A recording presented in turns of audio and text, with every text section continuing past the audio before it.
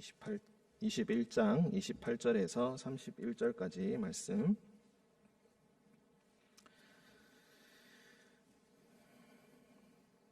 교독으로 읽고 우리 31절은 함께 읽도록 하겠습니다. 그러나 너희 생각에는 어떠하냐? 어떤 사람에게 두 아들이 있는데 맏아들에게 가서 이르되 예 오늘 포도원에 가서 일하라 하니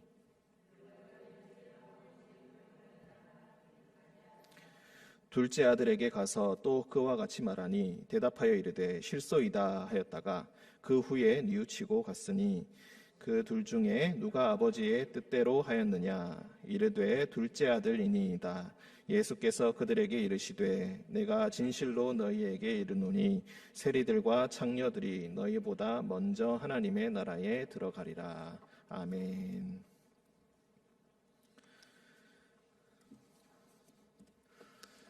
네. 우리 오랜만에 한번 서로를 향해 인사를 했으면 좋겠습니다. 잘 오셨습니다. 우리 서로 앞뒤 좌우를 보시면서 잘 오셨습니다. 얼굴 보시면서 한번 인사했으면 좋겠습니다. 네, 잘 오셨습니다. 네, 처음에 시작할 때보다 많이 늘어났네요. 숫자가. 네. 처음에 이제 찬양 시작할 때 항상 세우면은 딱 12분 딱 앉아 계시고 예수님의 12제자처럼 딱 12분 앉아 계시다가 기도가 끝나면 사람이 늘어나는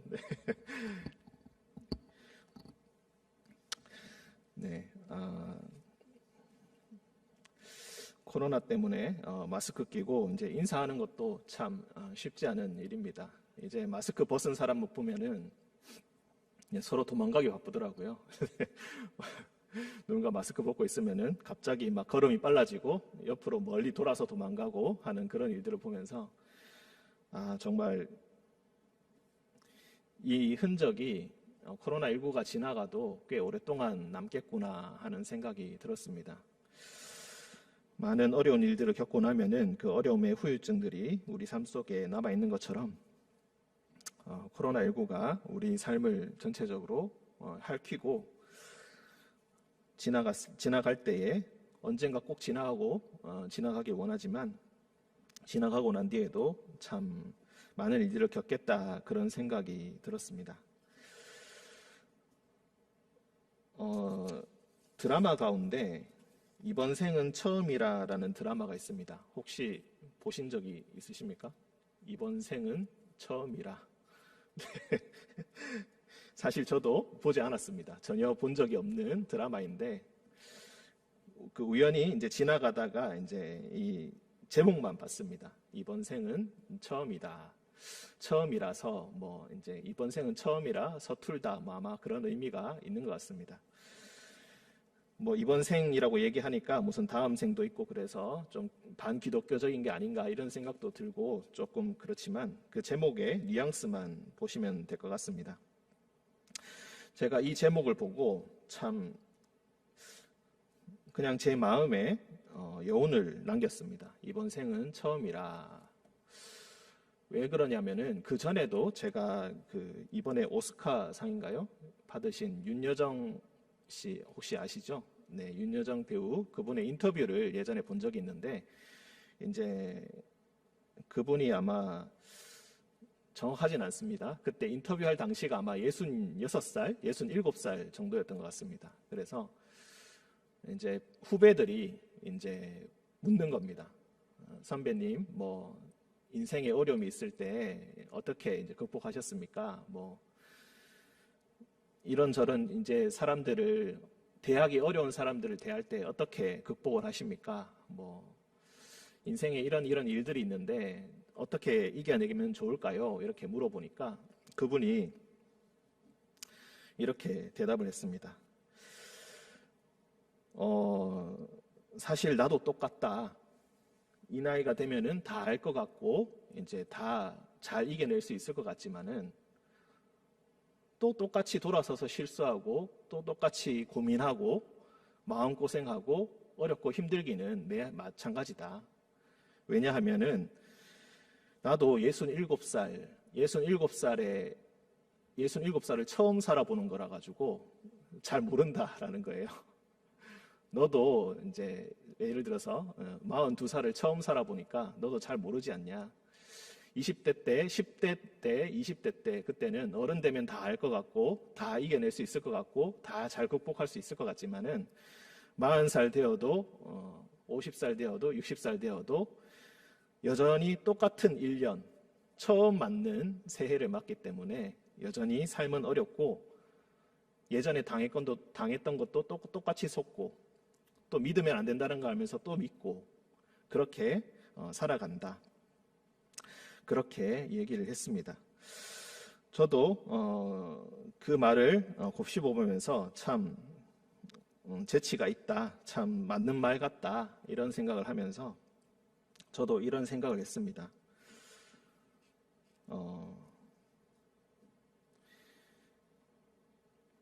변명처럼 들릴 수도 있겠지만 저도 목사는 처음이라 그렇지 않습니까? 목사가 처음이라서 의린교회에 와서 전도사 시절부터 전도사라는 말을 처음 들었을 때도 얼마나 민망했는지 그 말을 제가 들을 때마다 막 손발이 오그라들더라고요. 나 같은 사람이 어떻게 전도사인가. 시간이 한 1년, 2년 지나니까 이제 또 그 말도 또 익숙해져가지고 아무렇지도 않게 내가 전도사요, 내가 전도사요 하고 다니고 이름 끝에 전도사라는 말도 붙이고 다니고 그러다가 또 목사 안수를 받고 또 목사라고 부르고 또 목사라는 말 들을 때마다 민망하고 오글거리고 네. 부모님이 목사님이라 이렇게 한 번씩 불러주시는데 그때마다 참 민망합니다. 내가 그렇게 이렇게 불리는 것 자체가 참 민망하기도 하고 그리고 특히 무엇인가 잘못한 것 같고 목사로서의 역할을 제대로 하지 못한 것 같고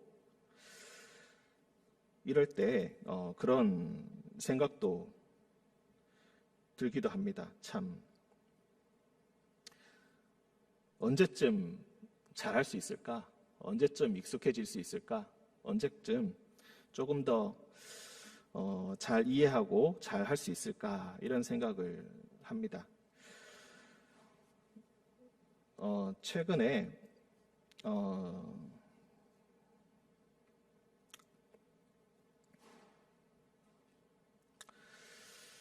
설교를 제가 하는 설교가 조금 제가 무슨 화가 난 일이 있거나 개인적으로 힘든 일이 있느냐 이런 질문을 받았습니다. 무슨 일이 있는 게 아니냐 하시면서 아마도 제가 하는 요즘에 설교들이 너무 딱딱하고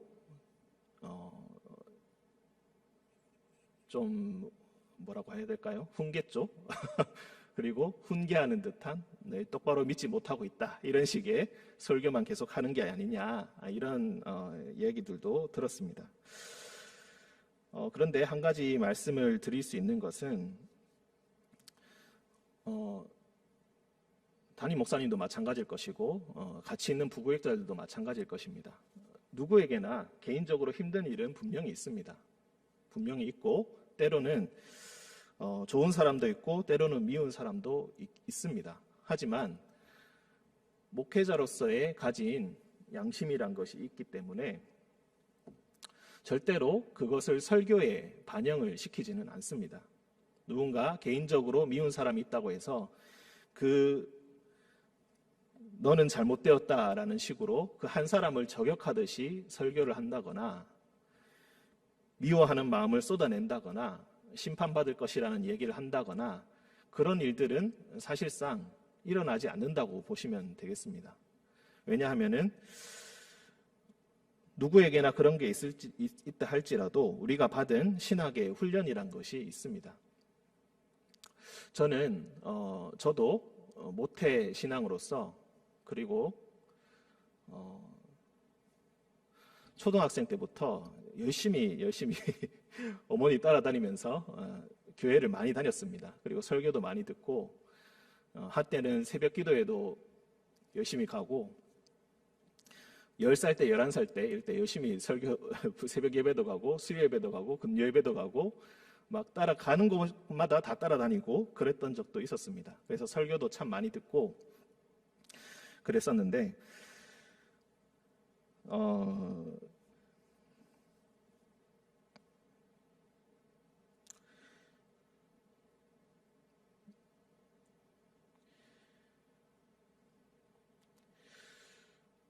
제가 어떤 설교를 들었을 때 제일 마음이 기뻤나, 아, 이것이 정말로 하나님의 말씀이구나 라고 느꼈던 때는 성경을 깨닫게 해주는 설교였습니다.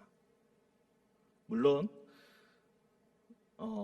여러 가지 종류의 설교가 있고 여러 가지 모습의 목사님들이 계시지만 때로는 뜨거운 설교를 하시는 목사님도 계시고 때로는 사람들의 마음을 잘 알아주고 위로하시는, 막 듣고 있기만 해도 눈물이 줄줄 흘러내리는 그런 목사님들도 계셨지만 마음에 가장 기뻤을 때는 성경을 깨닫게 해주시는 그런 말씀. 그래서 도저히 이해가 안 되는데, 성경을 읽어도 이해가 안 되는데, 아, 그 말씀이 이런 뜻이구나 라고 이게 풀어지는 그런 말씀을 해주실 때 가장 큰 은혜를 받고 진짜 마음이 녹아지고 마음이 바뀌는, 위로받고 좋을 때는 눈물을 막 흘렸는데 돌아오면 금방 잊어버리는 겁니다. 돌아오면은 참 좋았는데 마음이 따뜻해지고 좋긴 한데 그 이후에 그 시간이 끝나면은 주일이 끝나기 전에 별로 똑같이 돌아가 버리는 그런 일들을 수없이 겪으면서, 그런데 성경을 풀어줄 때는 그런 일들을 전혀 겪지 않았다라는 것입니다. 그 후에 이제 말씀을 잘 아시는 분들을 만나면서 저도 그런 현상을 겪었습니다. 성경 공부를 같이 하거나 아니면은 성경을 설교를 하시는데 이제 대화를 많이 하다 보니까 이제 서로의 약점 같은 것도 알고 서로의 생각 같은 것도 알지 않습니까? 그런데 같이 이제 성경 공부를 하다 보면은 그냥 나한테 얘기하는 것 같은 그런 느낌을 받을 때가 있습니다. 나의 약점을 막 후벼 파는 듯한 그런 말들을 하고 내 약점을 알고 나를 공격하는 게 아닌가라고 저도 똑같이 느꼈을 때가 분명히 있었습니다. 그런데 사실 알고 보니까 그래서 때로는 마음도 상하고 때로는 왜 그러냐 하고 막 그러기도 하고 그랬었는데, 알고 보니까 이런 현상들은 사실 공통적으로 일어나는 현상입니다. 왜냐하면은 이런 것들이 성경 자체에서 이런 일들이 있기 때문입니다. 성경이라는 것이 수없이 많은 사람들의 하나님을 만났던 경험들, 그리고 기도들, 그리고 그 신앙들, 그런 것들이 농축되어 있는 것이기 때문에 분명히 나의 마음을 건드리는 요소들이 있고 때로는 나에게 얘기하는 듯한, 공통적으로 사람들에게 얘기하는 듯한 그런 요소들이 분명히 있기 때문에 어떤 때는 그것이 정말로 나에게 해주시는 말씀으로 들리고 때로는 그 말씀이 그래서 나한테 감동을 주고 때로는 그 말씀이 나에게 상처를 주는 것 같기도 하고 때로는 나를 공격하는 것 같기도 하고 때로는 그래서 내 마음을 잘 몰라주는 것 같기도 하고 때로는 서운한 감정도 느끼고 그런 일들을 겪게 되는 것 같습니다. 그래서 종종 오해도 받기 마련입니다. 전혀 그런 것이 아닌데 전혀 누군가를 공격하거나 너 잘못했다라거나 그렇게 이야기하는 것이 아닌데 때로는 성도님들이 그렇게 오해를 하시고 때로는 혼자 상처를 받으시는 일도 있는 것을 제가 느끼면서 좀 더 조심스러워지는 것이 사실입니다. 그래서 저는 항상 설교를 할 때 물론 다른 교육자들도 다 마찬가지겠지만 이게 정말로 성경의 말씀을 잘 풀어주고 있는 것이냐, 성경 말씀을 잘 이해하도록 도와주고 있는 것이냐, 그냥 우리가 조금 심한 비유를 들자면은 마음이 아주 불안하신 분들은 뭐 그렇게 만평하는 것도 제가 한번 들은 적이 있는데 우리 엄마는 교회를 열심히 다니는데 항상 모일 때는 타로 카페에서 모인다. 마음이 불안하면은 안 믿는 사람보다 점집을 더 많이 찾아다닌다. 이런 얘기도 들은 적이 있습니다. 마음이 불안하면은 우리가 기도할 제목이 있고 그러면은 예전에 저도 그런 걸 경험해 봤는데 잡지를 보다 보면 오늘의 운세 같은 건 나오지 않습니까? 그러면 괜히 거기에 보면 안 된다는 거 알면서도 눈길이 가게 되고 한번 읽어보게 되고 오늘의 운세가 좋다고 하면은 그냥 왠지 모르게 그냥 기분이 좋아지고 좋은 일이 있을 것 같고 그런 것들을 저도 겪어본 적이 있는데 제가 또 느끼는 것은 설교는 그렇게 되어서는 안 되겠다. 하나님의 말씀을 전하는 것은 그런 게 되어서는 안 되겠다. 하나님의 말씀에 기초해서 하나님의 말씀이 정말로 이렇게 말씀하고 있는 것인가 그것들을 엄격하게 따지고 그걸 바탕으로 이제 말씀을 전해야지 아마도 그런 일들이 되지 않을 그렇게 취급하는 일들이 일어나지 않지 않을까 그런 생각을 했었습니다.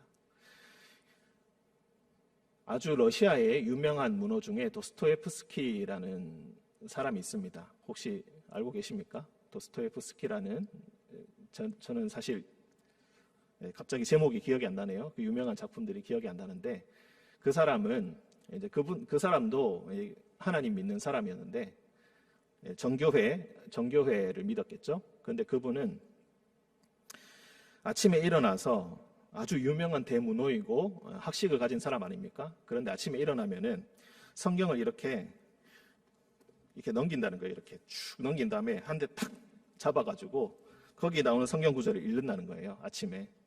그래서 그 성경 구절 읽고 좋은 말씀 나오면은 이제 아멘 하고 오늘을 이렇게 살아가고 안 좋은 말씀 나온다. 너 심판받는다. 너 지옥 간다. 이런 말 나오면은 또다시 이렇게 다라락 넘겼다가 탁 잡아가지고 성경을 또 읽고 그런 식으로 읽었다는 겁니다. 혹시라도 우리가 그런 식의 신앙을 가져서는 안 되지 않을까. 저는 늘 그런 생각을 하게 되고 그래서 딱딱하다는 걸 알면서도 사실은 말씀을 전하는 것이 가장 기본이고 성경이 어떤 뜻인지 가르쳐 주는 것이 가장 기본이다라고 그런 생각을 하게 됩니다. 그래서 돌아가서도 성경을 읽었을 때 이게 이런 뜻이었구나, 이게 이런 말이었구나라는 그런 깨달음이 만약에 있다면은 그것이 가장 큰 보람이고 저의 가장 큰 목적이 달성되는 것이다. 저는 그렇게 생각을 합니다.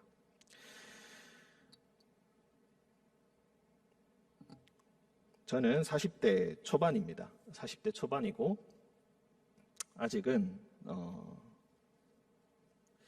사실 제가 뭘 그렇게 많이 알겠습니까? 인생에 대해서는 사실 여기 앉아 계시는 우리 권사님들, 집사님들, 장로님들보다 전혀 잘 알지 못할 것입니다. 얘기를 한 번씩 나눠보면은 그 지혜와 그 깊이에 저도 놀랄 때가 있습니다. 그렇다면 제가 앞에서 무엇을 이야기할 수 있는가? 다만 한 가지 성경을 얘기하고 성경이 이런 뜻입니다.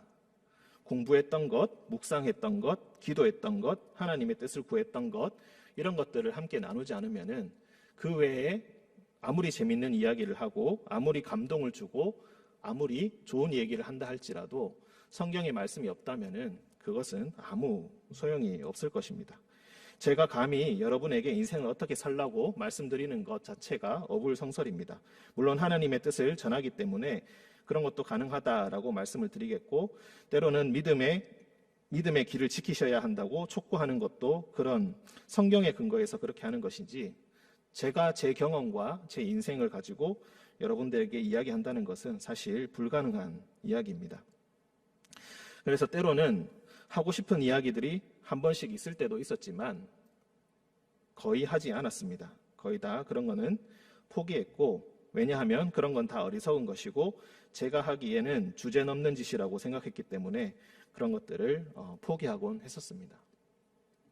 혹시라도 앞으로도 마찬가지일 것입니다. 담임 목사님이든 다른 교역자들이건 다 마찬가지로 혹시라도 왜 저럴까? 왜 저런 말을 계속 하나? 혹시라도 그렇게 생각하신다면은 개인적으로 그렇게 하는 경우는 거의 없다고 생각하시고, 사실 목회자를 믿어주고 그 목사를 믿어주지 않으면은 그 말씀이 들어오지 않는 것처럼 그 목회자의 양심을 믿어주셔야지 사실 설교라는 것이 의미가 있게 된다고 저는 그렇게 생각을 하고 있습니다. 혹시라도 마음이 상하신 분들이 있다면은, 그리고 혹시라도 뭔가 오해를 하고 계신 분들이 있다면은 이 기회를 통해서 좀 마음을 푸시고, 그리고 무엇보다 함께 말씀에 집중할 수 있다면은 그것보다 저에게 더 큰 기쁨은 없을 것이고 더 큰 의미가 없을 것입니다. 오늘 우리가 읽은 말씀은 마태복음 21장 28절에서 31절 두 아들의 비유라고 부르는 것입니다. 내용 자체는 너무나 쉽습니다. 그냥 아들이 2명 있는데 물어봅니다. 이제 이런 것들을 하라 하니까 첫째 아들은 네 하고 가지 않았다.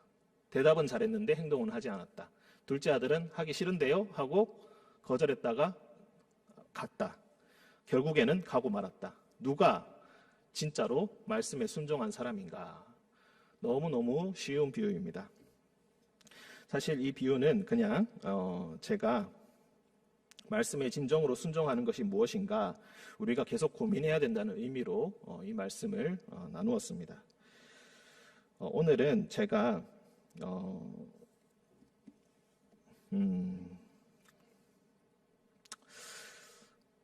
성경을 읽는 것에 관해서 제가 성경 공부할 때는 항상 이런 것들을 이야기를 많이 했었고, 그리고 이전에 임직자 교육을 할 때 말씀을 드렸던 것을 바탕으로 다시 한번 성경을 어떻게 읽을 것인가, 어떻게 공부할 것인가.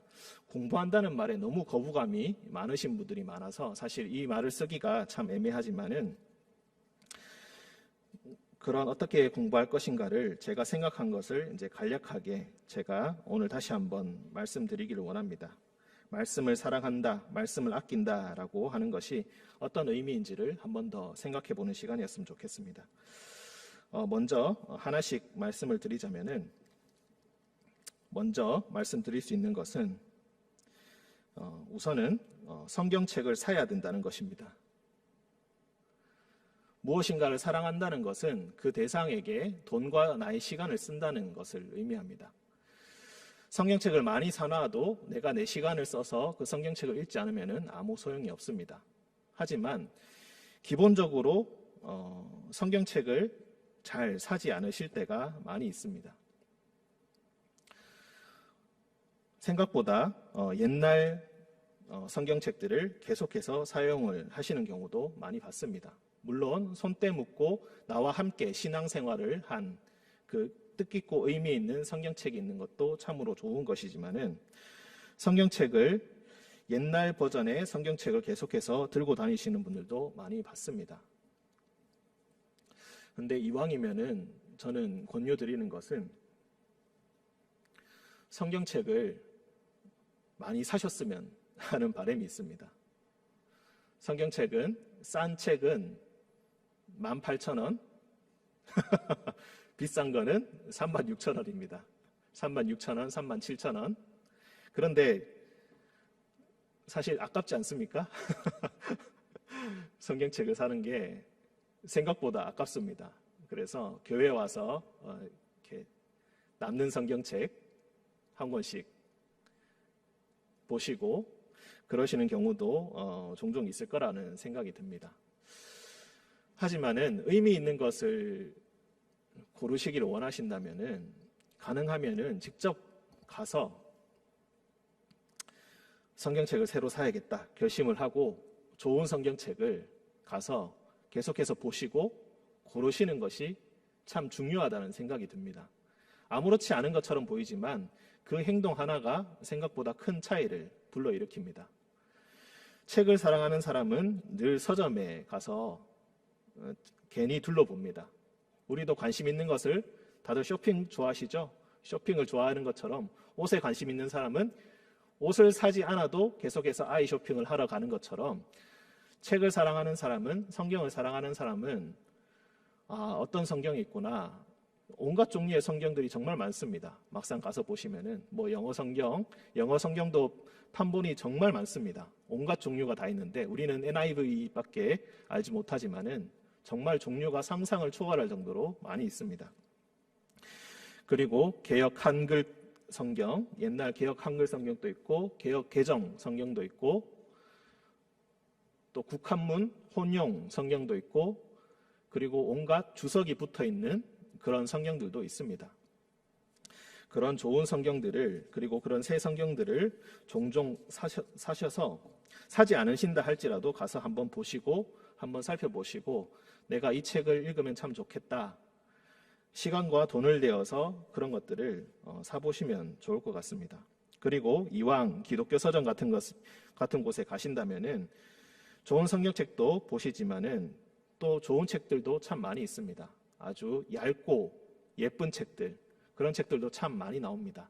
그런 책들도 한 권씩 그냥 예쁘니까 한 권씩 사서 그 가격도 얼마 나가지 않는 10,000원 이내의 그런 책들도 참 많이 있으니까 그런 책들도 관심 있는 것을 계속해서 살펴보시면서 우리나라의 또 다른 믿음의 형제들, 믿음의 자매들은 이런 식으로 신앙생활을 하는구나, 이렇게 살고 있구나, 이런 생각들을 품고 있구나, 이런 어려움들을 이렇게 이겨내고 있구나, 이런 것들을 공감할 수 있게 되고 그런 신앙을 함께 공유할 수 있게 되는 것 같습니다. 그런 것들을 우리가 함께 했으면 더욱더 좋을 것 같습니다. 그리고 두 번째는 제가 예전에 이것도 임직자 교육을 할 때 한번 권유를 드린 바가 있습니다. 성경 중에 쓸 수 있는 성경이 있습니다. 옆에 칸이 많이 남겨져 있는 그런 성경책들이 있습니다. 조금 물론 들고 다니시기에는 좀 큼지막한 책들이기 때문에 조금 부담스러울 수도 있습니다만은 그런 성경책들이 분명히 있습니다. 그런 성경책들을 보시고 거기에다가 이제 제가 권유드린 건 그거였습니다. 매주마다 담임 목사님께서 설교를 하시고 주일 낮 예배, 저녁 예배 이렇게 설교를 하시면은 이제 그 내용을 옆에다 체크하고 적어두는 것입니다. 몇 년, 몇 월, 며칠. 물론 이미 이걸 하고 계신 분들도 있을 것이라 생각이 듭니다. 몇 년, 몇 월, 며칠 이렇게 설교를 하셨다. 이런 뜻이라고 하더라. 저런 뜻이라고 하더라. 이런 걸 적어두시면 그거 자체가 하나의 역사가 될 것이고 그걸 다시 살펴볼 때마다 이런 말씀을 하셨었지, 이런 것들을 우리가 알 수가 있을 것 같습니다. 제가 아직도 기억이 남는 게 그 신옥철 장로님, 돌아가신 우리 신옥철 장로님,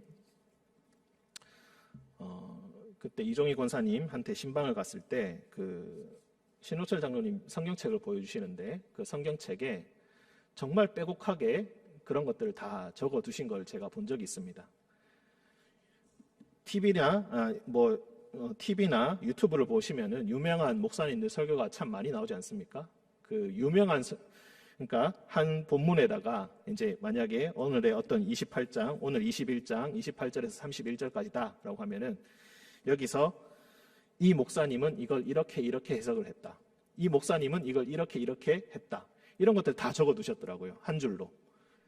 이건 이런 뜻이라더라. 이건 이런 뜻이라더라 하면서 그 밑에는 왜 다르게 할까? 또 이런 것들을 질문들을 또 적어 두시고 이런 것들을 봤습니다. 그래서 제가 정말로 감탄에 감탄을 거듭했습니다. 실제로 이걸 이렇게 하시는 분이 정말로 있구나. 참 대단하시다 이런 생각이 들었었습니다.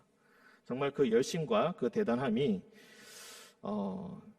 정말로 그러신 것을 보면서 이런 것들을 조금 함께 따라하면 얼마나 좋을까? 모든 성도들이 함께 공유해서 그런 것들을 보면 어떨까?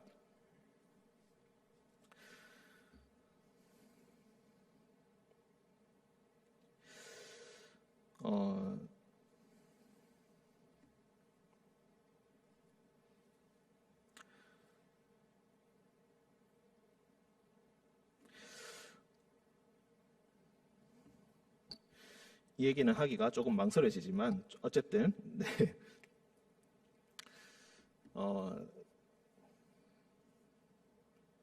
담임 목사님께서 이렇게 설교를 하시는 것을 보면은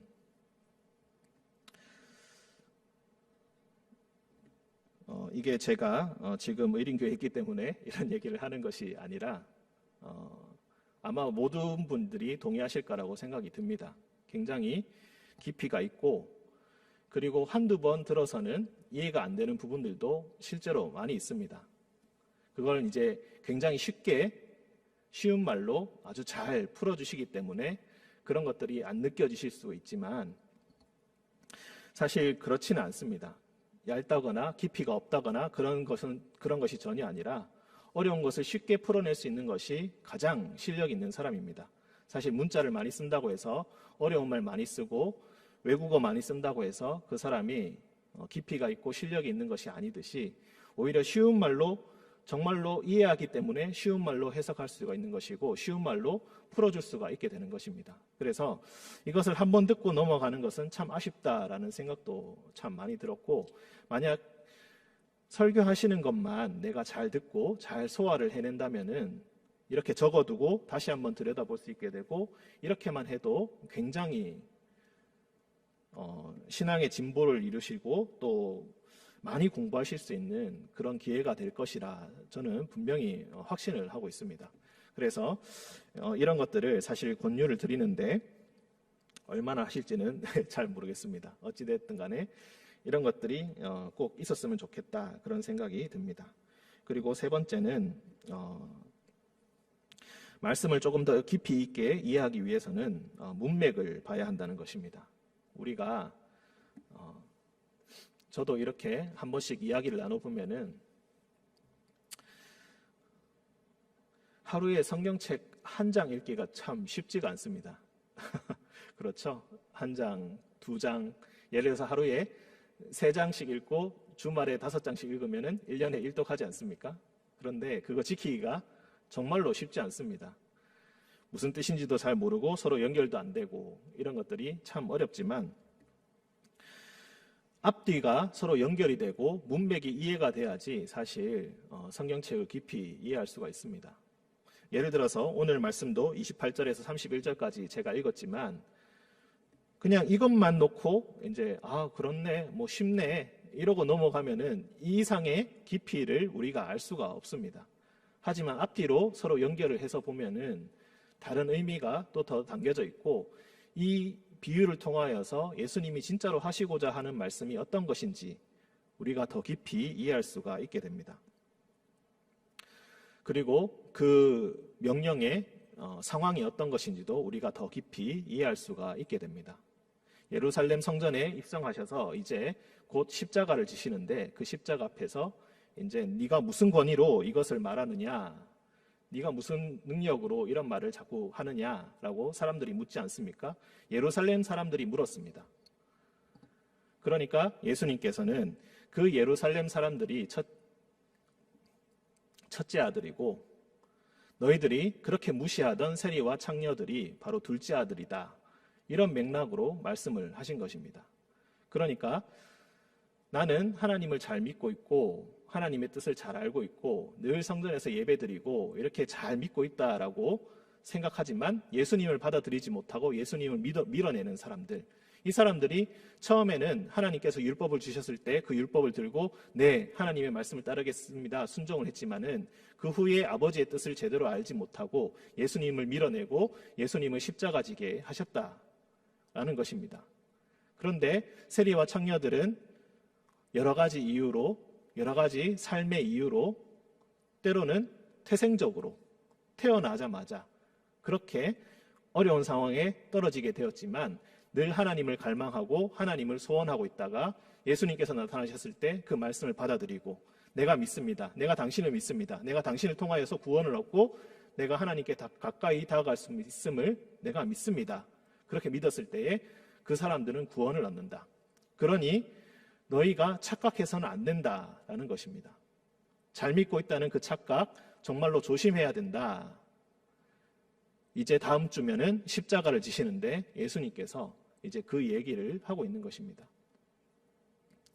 이런 이해를 우리가 앞뒤를 연결해서 보게 되고 예수님께서 무슨 권위로 네가 이런 말을 하는가 할 때 예수님께서 어떻게 대답하셨는가를 우리가 살펴보게 된다면은 우리 삶에서 이 말씀을 더 어떻게 깊이 이해할 수 있을지를 우리가 더 생각할 수 있게 된다는 것입니다.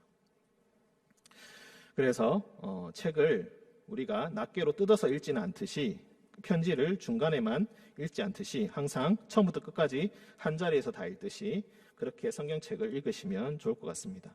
다만 이게 2000년 전, 3000년 전에 옛날 말로 돼 있는 것이고 사실 해석하기가 정말로 어렵습니다. 근데 거기다가 또 한국말로 해석이 돼 있고 또 2000년이 지나서 우리가 보는 관점에서는 또 다른 말이기 때문에 이것이 쉬운 듯 보이지만 늘 어렵습니다.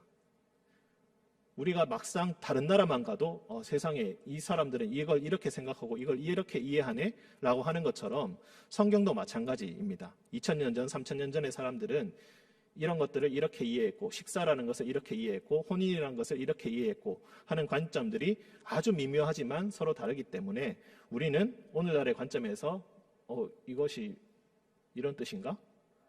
왜 이렇게 말을 하지? 이렇게 얘기하지만 그때 당시의 눈으로 바라보면 충분히 이해할 수 있을 만한 그런 일이라는 것입니다. 그래서 이해하기 위해서 우리가 많은 것들을 하는데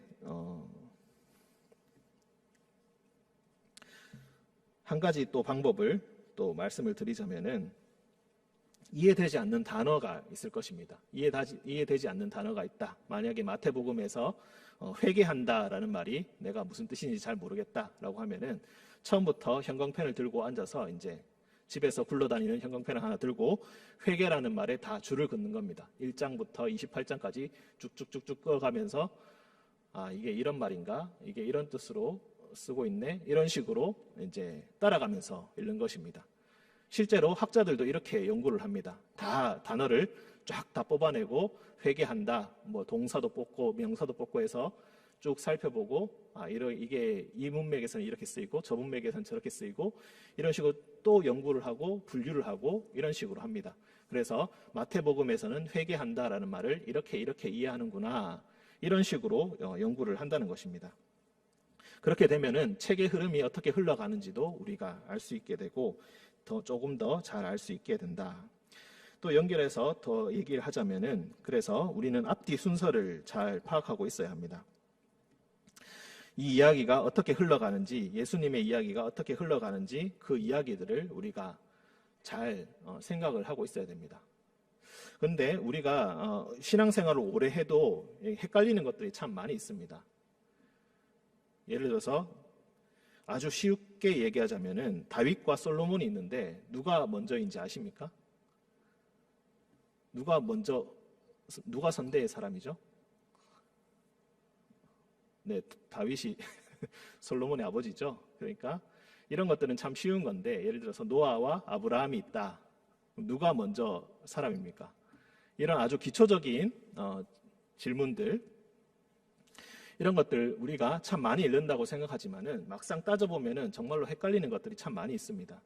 주간 성경 퀴즈 같은 것도 굉장히 유치하게 느껴지실 수도 있겠지만은 이런 흐름들을 파악하는 것이, 이런 아주 세부적인 지식들을 아는 것이 생각보다 아주 큰 도움이 되고 정말로 중요합니다. 그래서 그런 문제들을 자꾸 내고 이제 문맥을 파악하지 않으면은 맞출 수 없도록 일부러 그렇게 문제를 많이 내기도 합니다. 이 사람이 대명사가 자꾸 나오면은 그는 어떻게 하고 그는 하면 이 그는 누구인가 바로 앞에 찾을 수 있도록 이렇게 바로 앞절만 읽어도 찾을 수 있도록 앞에 절만 읽으면 찾아낼 수 있도록 그렇게 내는데도 물론 성도님들 대부분 다 맞추시지만 그런 것들을 잘 맞추시지 못할 때도 참 많이 있습니다. 그러니까 얼마나 이게 헷갈리고 때로는 어렵게 느껴지는지, 때로는 뻔히 나와 있는데도 내가 고정관념을 가지고 있어가지고 이건 이 사람이 했던 말이겠지, 이건 이렇게 하는 말이겠지, 이건 당연히 하나님께서 하신 말이겠지 하면서 착각할 때도 참 많이 있다는 것입니다. 우리가 성경책을 얼마나 잘못 읽는 게 많은지, 오해들을 참 많이 하는지, 그런 것들을 뚝뚝 떨어뜨려 놓고 감동적인 구절이다라고 이해하는 것들이 얼마나 많은지, 그런 것들을 잘 생각해 보면은 그런 것들이 없어지도록 우리가 조금 더 성경을 잘 이해하고 제대로 이해할 수 있도록 노력을 계속해야 할 것입니다. 그리고 또 하나 말씀드리고 싶은 것은 어떤 성경책을 읽든지 지나치게 도식화시켜서는 안 된다는 것입니다. 제가 한 번씩 얘기를 하다 보면 이런 것들이 있습니다. 이 사람은 무조건 착한 사람이고 이 사람은 무조건 나쁜 사람이고 이런 식의 관점을 볼 때가 있습니다. 이 사람은 나쁜 짓을 했으니까 정말로 나쁘고 이런 사람은 정말 좋은 사람이니까 절대로 욕해서는 안 되고, 예를 들어서 아브라함 같은 사람들이 잘못을 저질렀습니다. 그런데 이 사람에게 너무 감정이입을 해서 아브라함의 잘못도 잘못이 아니라고 얘기하고 그건 잘못되지 않았다고 얘기하고 왜 욕하냐라고 얘기하고 이런 것들이 생각보다 많다는 것을 제가 느끼게 되었습니다.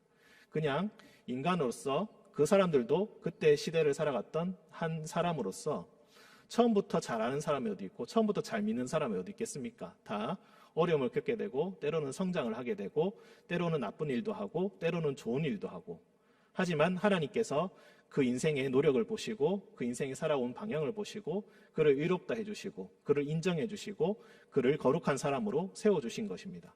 그러니 지나치게 이것은 좋은 것 저것은 나쁜 것 너무 흑백 논리적으로 사람을 파악하고 저 사람은 사탄의 영이 임해서 무조건 잘못된 것이다 라는 식의 관점으로만 본다면은 그런 잘못이 있을 것입니다. 제가 가룟 유다에 대한 설교를 이번 주에 했는데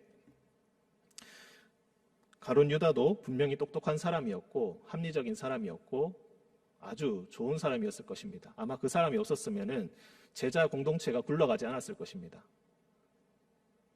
가난한 사람들을 돕기에 늘 열심이었던 그런 사람이었습니다. 아마도 제일 신뢰받는 사람이었을 것이고, 그런데 그런 사람이 실수하지 않습니까? 끝내 돌이키지 못할 범죄를 저지르지 않습니까? 베드로도 똑같이 예수님을 모른다고 3번 부인했지만 그래도 베드로는 끝까지 주님 붙들었고 부활 이후에도 예수님 만났지만 가룟 유다는 멀리 사라져 버리고 말았습니다. 끝끝내 자기 인생에 비참하게 최후를 맞이하고 말았습니다. 가룟 유다는 무조건 나쁜 사람이고 사탄의 영이 임한 사람이고 나는 절대 저럴 리가 없고 이런 식으로 만약에 생각을 한다면은 우리가 성경으로부터 배울 것은 없고 무조건 한 사람이 좋고 나쁜 사람으로만 분별될 수가 있을 것입니다. 그렇게 읽는 것은 정말로 성경을 반쪽으로만 읽는 것이고 정말로 깊이 없이 읽는 것이라는 그런 생각이 듭니다. 그리고 공부하는 것을 저는 폄하하지 않았으면 좋겠습니다. 언젠가 어떤 목사님 설교를 제가 들었는데 그 목사님이 이런 말씀을 하시더라고요. 성경은 공부하는 것이 아니다. 성경은 먹는 것이다. 영적인 양식이다. 이렇게 얘기를 하셨습니다. 물론 저도 동의하는 바가 어느 정도 동의할 수 있지만 사실 저는 그런 말은 조금 언어 유희에 불과하다 이런 생각을 합니다.